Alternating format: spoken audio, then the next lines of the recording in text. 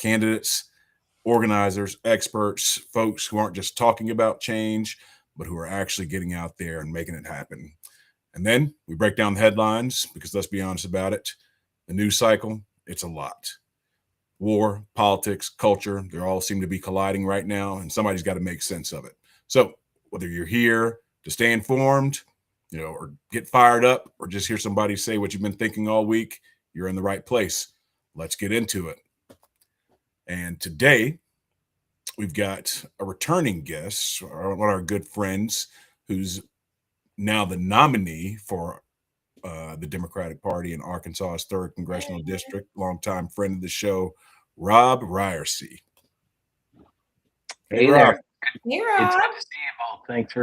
Thanks for having me back on. Oh, thanks for being with us once again, and we really appreciate you for coming back and being with us and bringing us an update on what's been going on in your race lately. Yeah, absolutely. So with that, let's get into it. Maddie, go ahead and run with it. Okay. So Robb, thank you so much for being here. I'm Maddie, and I have just started recently helping Marcus out here interviewing some folks who we really hope win their seats, because it's something that we genuinely believe in, and we're very grateful that you're here. So wanted to start off by getting personal, because that's always the fun way to do it. So tell us what the spark was to get you interested in running. Let's start there. Yeah. I ran for Congress back in 2018 because I was horrified about Donald Trump being elected president. Horrified that, the tribes that I had always been a part of were responsible for him. Growing up as an evangelical Christian, I grew up a Republican, and to see the support that he had with those two groups just kind of blew my mind. And that led me to get involved and ultimately to run for Congress back in 2018. It was an interesting experience, learned a lot. And I guess, time's a flat circle, Donald Trump gets elected president again, so I'm running for Congress again. But ultimately for me, seeing how Donald Trump has been conducting himself through, especially the first quarter of the first year of his presidency, to see that, his most dangerous and divisive ideas were not, campaign bluster, but were actually stuff that was happening. I decided, kind of surveying the landscape, that the best way to stop Donald Trump's agenda is to flip Congress. And, what we need more than anything else is a Congress that's willing to be a check and balance on the president. And my congressperson wasn't doing that, as many others around the country aren't. And I said, listen, this is not okay. And decided to jump back in. But this is bigger than just Donald Trump. It's really about making sure that the people of this district have someone who will represent them in Washington, D.C. Absolutely. Because, we have a congressperson who's not a representative. He's a lackey for Donald Trump. And that doesn't help the people in this district at all. And I'm running because I think they deserve to have someone who will actually represent them. I think it's the same in a lot of districts across this country right now, Robb. Yeah, definitely. And there's a couple things that you said that I'd love to touch on. And I know that it's particularly relevant because of the fun religious issues that we've been dealing with. And by fun, I mean horribly disrespectful. So a couple of things that you mentioned. You said that, sorry, it just clicked off. You said that you wanted to be a good representative from the evangelical community. Tell us about your background in the evangelical community. Yeah. I've spent 30 years as a pastor. I grew up, I'm a son of a pastor, the grandson of a pastor, and I, went into the family business, so to speak. And I've spent the last 30. I grew up in a Baptist denomination up north where we weren't allowed to have anything to do with Southern Baptists because they were too liberal. Just to like put it on the spectrum. Yeah. That's a qualifier. We were way over there. Yeah. And my wife and I, after pastoring in that denomination for 10 years, went through a deconstruction, a transformation in our beliefs and how we see the world, and how we understand God, and our political beliefs, evolved right along with that because it's all tied up together. And so I, have been pastoring and continue to pastor what we call a progressive evangelical church here in Northwest Arkansas, a church that my wife and I started. And I've spent the last 8 years working with an organization called Vote Common Good that tries to be a bit of a counterbalance to the religious right, give people of faith, particularly white evangelicals, white Catholics, white mainline Protestants, an on-ramp to engage in politics differently, and to use the common good as their voting criteria instead of what's in it for me and who's going to give me the biggest tax cut. And, and so I've been very involved in the relationship between church and state, faith and politics, trying to be a voice that talks very candidly about the threat of Christian nationalism, which I think is maybe the biggest threat out there today to our democracy. I agree. Yeah. So, this has been my life doing this kind of stuff.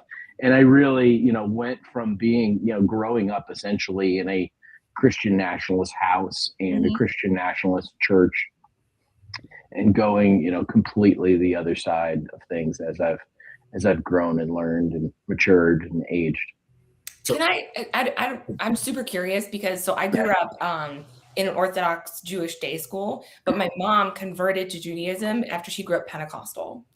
So actually it's funny because it really wasn't that much of a change for her because it was still very religious.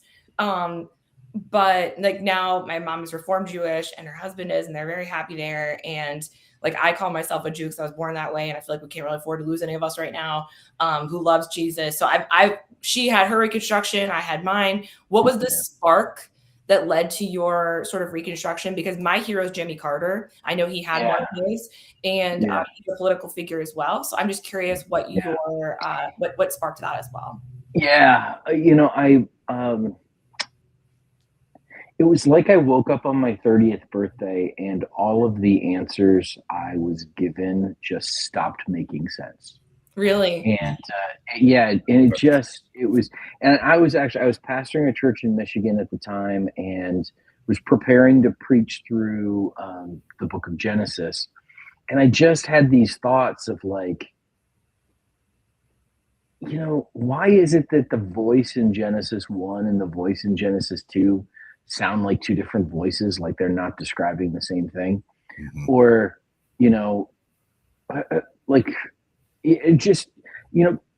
questions like that just which might, for somebody might sound like, well, what's the big deal in that? No, that's calling into account the whole creation story. Yeah. And whether or not it literally happened. And, there's a whole approach in the Christianity that I grew up in, if you deny the 7-day creation story, you might as well believe that Jesus didn't rise from the dead, it's all of that stuff's connected. And so, I knew that if I even asked the questions out loud that I was having in my head, I would have been fired as the pastor of that church. Yeah. And that drove, and then asking the question about hell and the reality of, is there really eternal conscious torment for people who don't believe a certain way? And really kind of grappling with that. And so ultimately it became untenable for me to stay. And that at first led me to be pretty depressed. I went through a rough time. Yeah. That dark night of the soul, man. Yes, especially because I was faking it, because I had to say words on Sunday morning that I didn't really believe, so that I wouldn't lose my job. And then ultimately, my wife and I said, like, "Hey, we can't do this anymore," and we moved halfway across the country and said goodbye to all of our friends and started a new church. And we've been here for 20 years. So that fear that you're talking about. I read Tim Alberta's book, The Power of the I was Kingdom. just gonna mention that. Glory. Yeah, I read that book, and that backlash. Not only did he receive that backlash for kind of questioning, and he kind of spilled the beans on the Southern Baptist Convention and all of that. He talked about that backlash, and I've talked about in past campaigns how that fear that people feel for stepping out of, let's call it, the tribe, or in a more real sense, MAGA, or this Christian nationalism that's taken hold nowadays. That fear is real, and it's justified, because for sure it happens. It happens. So part of me understands that, but I'll also always talk about personal courage and having the conviction. It's so hard, like, when you talk about the courage piece of it too, because I feel like our politicians have weaponized specifically, like, the structure that people have in their mind of what it means to be a good person. Right. Like the way that I've been taught my entire life means that I'm like that I've been taught to be a good person. Right. I'm trying to be loyal to, right? So I literally have to undo that and undo the identity that I have and my conception of what it means to be good. So like that even has to get flipped. So you have to stop, you have to let go of that loyalty piece first, which is a good part of you. And for me, like, that's what started the whole Dark Knight thing. So I totally I'd love to share 3 thoughts that are connected to all this. One, related to that idea of identity. One of the things that we found through our work at Vote Common Good is that identity change happens very slowly and is very difficult to make happen.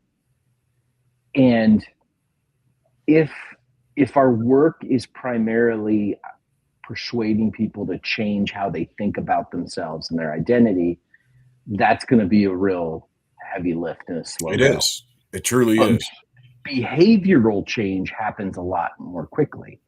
And what we found is that people are willing to make exceptions based on, so they'd say something like, I would never vote for a Democrat, but I would vote for Robb. And that exception, that permission structure, and what happens that people don't realize is, as soon as that first domino falls, as soon as, like, the gate opens, like, the horses aren't going back in the barn, like, the train has left the station. Wow.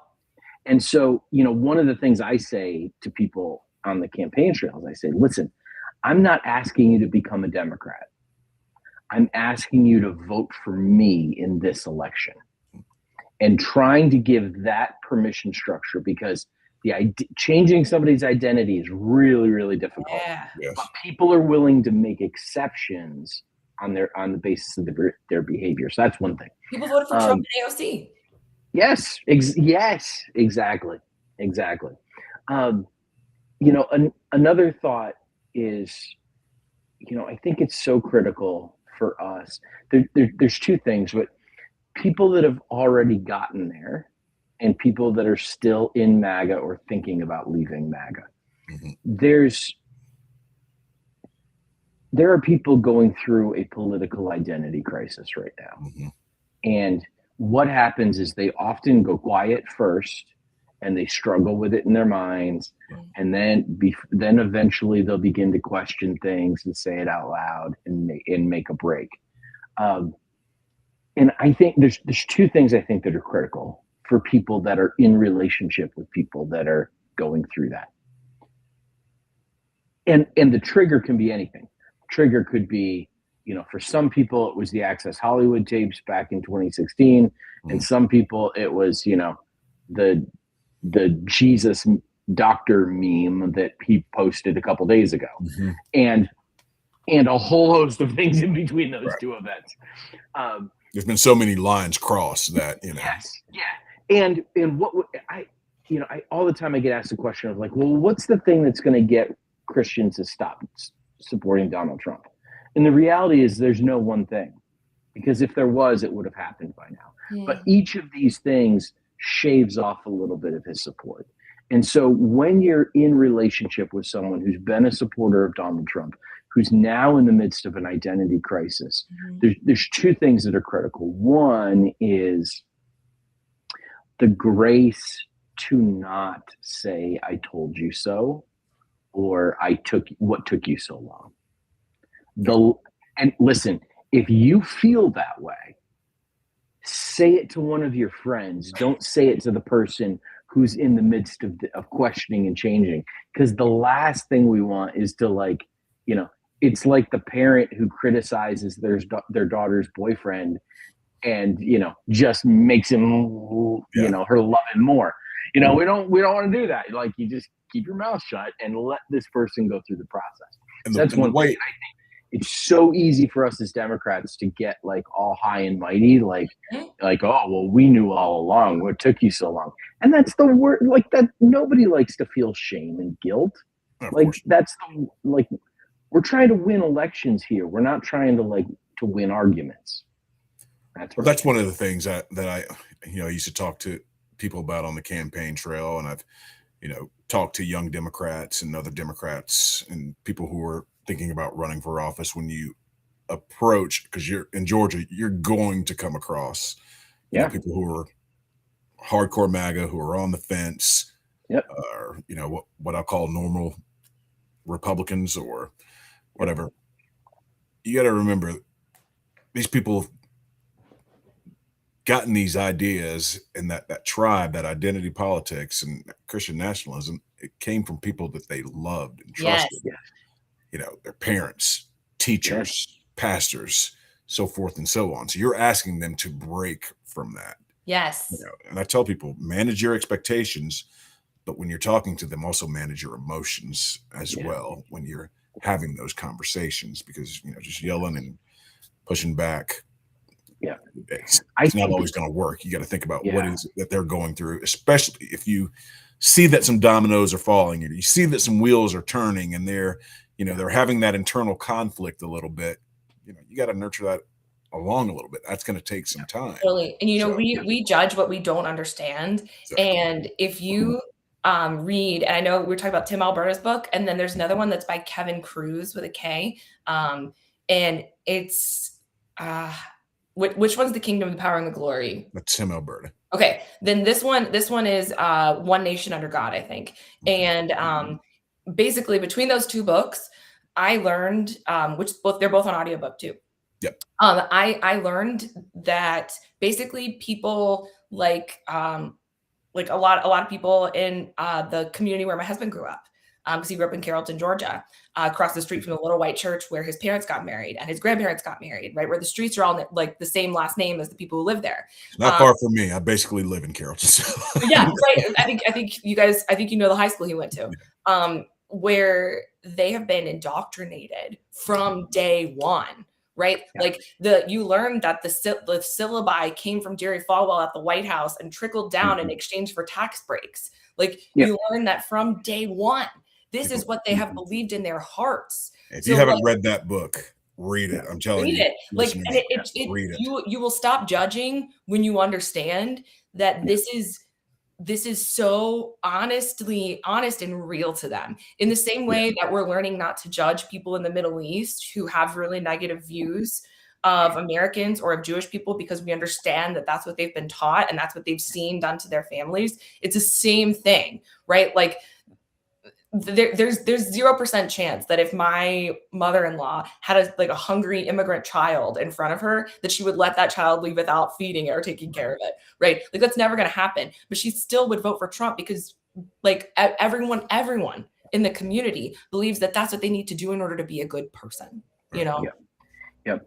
The other thing I wanted to say too is, people that have been through this, it's so easy to stay quiet because you don't want to risk relationships. Yeah.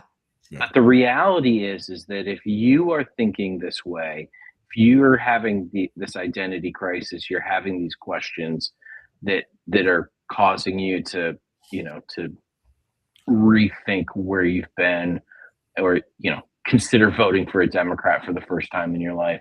Yeah. It's very likely that other people around you are having those things too. And I like to tell people about, if they're ready, like how important, like the gift of going first. And I think about like the last scene of Dead Poets Society, when Mr. Keating, their English teacher, is leaving the room, and the first boy stands up on his desk and says, "Oh, Captain, my Captain." And then there's like boy after boy after boy does that thing. It's that gift of going first, of being the first one to do it, that you open the door for other people to follow. Yeah. And so I just want to encourage folks that maybe of like, yeah, I'm thinking this, but I haven't gone public with it. Okay. And maybe think about going public with it, because it might be bigger than you. It might be the very thing that somebody in your network, somebody at your work, somebody at your church, somebody in your family, somebody in your neighborhood, they need to hear that. And you can give the gift of going first. And they needed to see you stand up to encourage them to stand up as well. Now, and this brings me to another question, Rob. And I was going to ask this a different way, but given the conversation that we had, I'm going to ask it this way. How has your experience in community through your church and family life shaped the kind of leader, based on what we've been talking about, shape the kind of leader you want to be in Washington, D.C.? Yeah. Boy, that's a great question. Because we see what's going on there now. We see what leadership looks like there. It's how do you want to be based on? I think leadership is really rooted in a few things. One is